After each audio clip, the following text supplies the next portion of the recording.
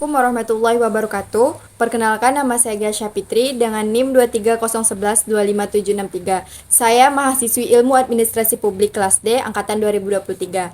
Di video kali ini saya akan memberikan jawaban atau tanggapan pada soal UAS mata kuliah Manajemen Strategik.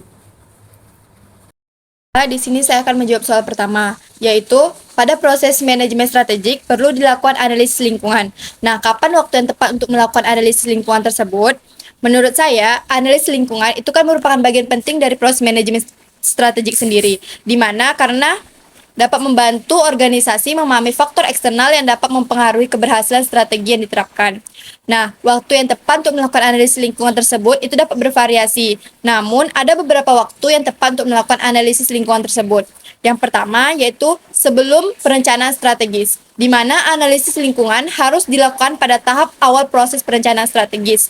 Ini dapat membantu organisasi mendapatkan pemahaman yang komprehensif tentang kondisi eksternal sebelum menetapkan tujuan dan merumuskan strategi. Informasi ini bisa mencakup tren pasar, perubahan teknologi, regulasi baru, dan faktor-faktor sosial dan ekonomi. Yang kedua, adanya perubahan signifikan dalam lingkungan eksternal, di mana analisis ini perlu dilakukan ketika terjadi perubahan besar dalam lingkungan eksternal yang bisa mempengaruhi organisasi seperti perubahan regulasi, pergeseran ekonomi makro, perubahan teknologi besar, atau krisis global seperti pandemi. Yang ketiga, ketika evaluasi dan pembaruan strategi, di mana organisasi sebaiknya melakukan analisis lingkungan secara berkala sebagai bagian dari evaluasi dan pembaruan strategi yang sedang berjalan. Nah, hal ini dapat memastikan strategi tetap relevan dan adaptif terhadap perubahan lingkungan eksternal yang terus terjadi. Nah, yang terakhir, ketika adanya tanda-tanda penurunan kinerja, di mana jika organisasi mulai mengalami penurunan kinerja atau tanda-tanda bahwa strategi yang diterapkan tidak efektif, analisis lingkungan tidak bisa membantu mengidentifikasi faktor eksternal yang mungkin menjadi penyebab dan membantu merumuskan solusi yang lebih efektif. Nah, secara keseluruhan, analisis lingkungan sebaiknya dilakukan secara rutin dan responsif terhadap perubahan eksternal yang signifikan untuk memastikan bahwa strategi organisasi selalu relevan dan adaptif terhadap dinamika pasar dan kondisi eksternal yang terus berubah.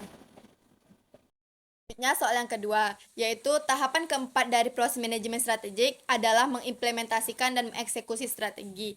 Nah, apa yang dilakukan pada tahapan ini dan bagaimana mekanisme kerjanya?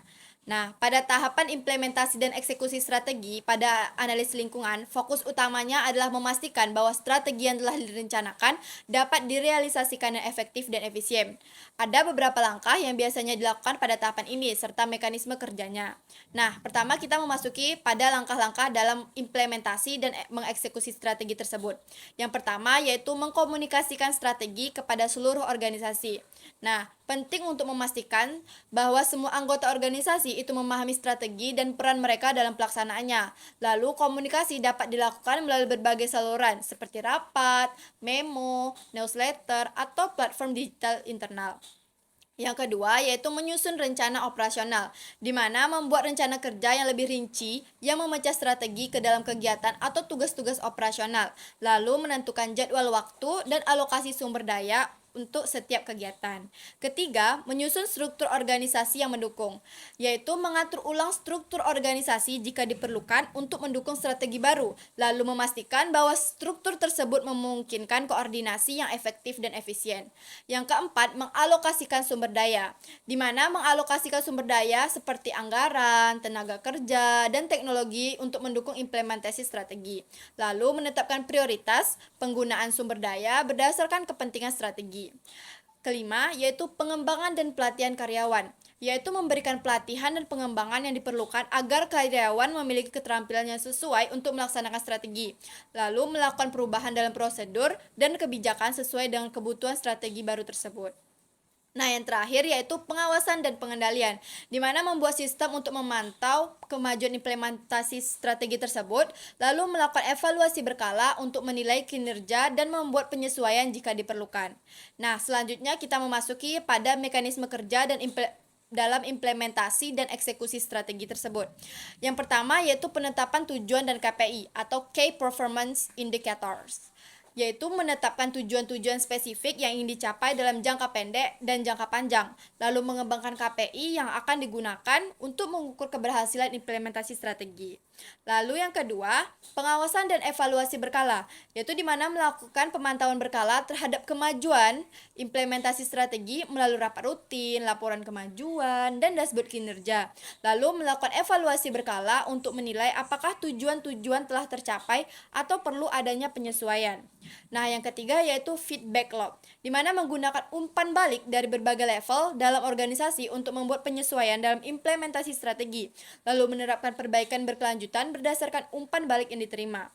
Nah, yang keempat yaitu koordinasi antar divisi, di mana memastikan adanya koordinasi yang baik antar berbagai divisi atau departemen dalam organisasi, lalu mengadakan rapat lintas fungsi untuk memastikan semua divisi bergerak searah dengan strategi yang telah ditetapkan. Lalu yang kelima yaitu pemberian insentif dan reward, di mana memberikan insentif dan penghargaan kepada karyawan yang berhasil mencapai atau melampaui target yang ditetapkan. Lalu membangun budaya organisasi yang mendukung pencapaian strategi tersebut melalui pengakuan dan penghargaan atau atas kontribusi karyawan. Nah, yang terakhir yaitu pengelolaan perubahan, di mana mengelola perubahan yang terjadi dalam organisasi dengan hati-hati untuk mengurangi resistensi dari karyawan, lalu melibatkan karyawan dalam proses perubahan dan memberikan dukungan yang diperlukan selama masa transisi. Nah, melalui langkah-langkah ini, organisasi dapat memastikan bahwa strategi yang telah direncanakan dapat diimplementasikan dengan efektif, serta tujuan strategis yang diinginkan itu dapat tercapai.